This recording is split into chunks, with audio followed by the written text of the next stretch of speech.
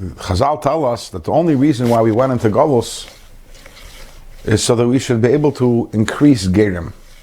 The reason why, the whole purpose of Galus is that we go off to the different places, whether it's Ukraine, whether it's wherever it may be, America, I was just talking about that before, and the purpose is to make Gerim. So the Gemara says. Okay, so in Kabbalah you look at it and it says there's also a deeper meaning over here.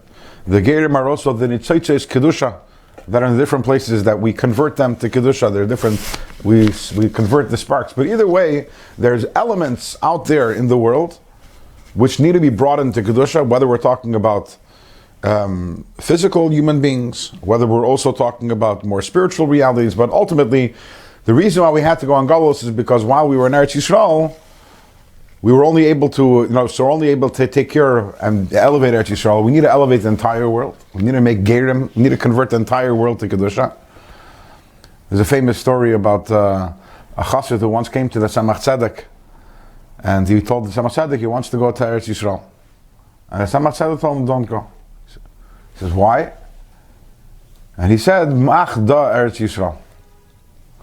It's easy to go to Eretz Yisrael. The bigger trick is to make here, to turn here into Eretz Yisrael. Make this place into Makim Kaddish.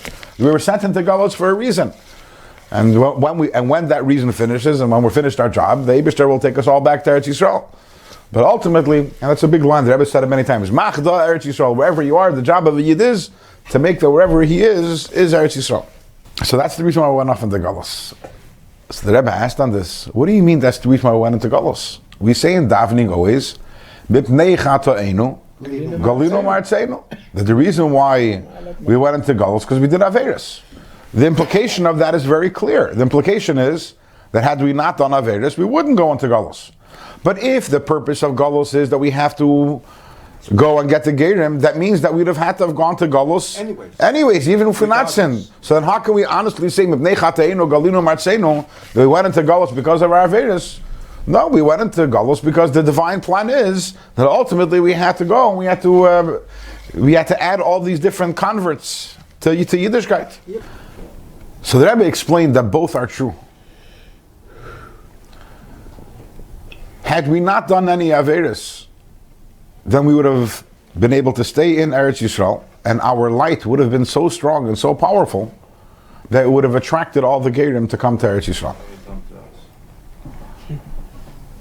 Just like Shlomo HaMelech, which was in the heyday of Klal Yisrael, not only the heyday physically, but also spiritually. There was such a tremendous Gili Ur that the Malka Shva, the Queen of Shva, comes. Shlomo HaMelech didn't have to go to there. She hears about it and she comes running to Eretz Yisrael. Had we done things properly, the Ur would have been so powerful that the Ur would be shining in Eretz Yisrael, the Ur, the Beis HaMikdash, and our Ur, and it would transform the entire world. The Gerim would come to us, and any Nitzoitzes Kedusha, any sparks of Kedusha that need to be brought in, would have been brought in otherwise.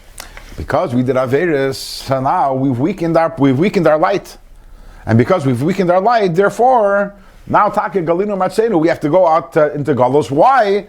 To go and to take care of all those Gerim. So really these two Mamari, the Maimer Chazal, what we say in davening is not a contradiction one to another. The Rebbe actually says this in a certain context.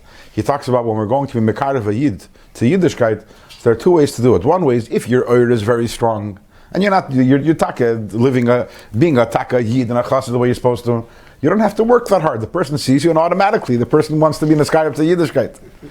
But if then if you want to be Mekarev another Yid, it's a lot harder. Then you have to go speak to the person. You have to tell the guy, hello, don't look at me so much the way I behave. I'm telling you some truths about Torah and Yiddishkeit and mitzvahs. Because if the light is strong, it attracts.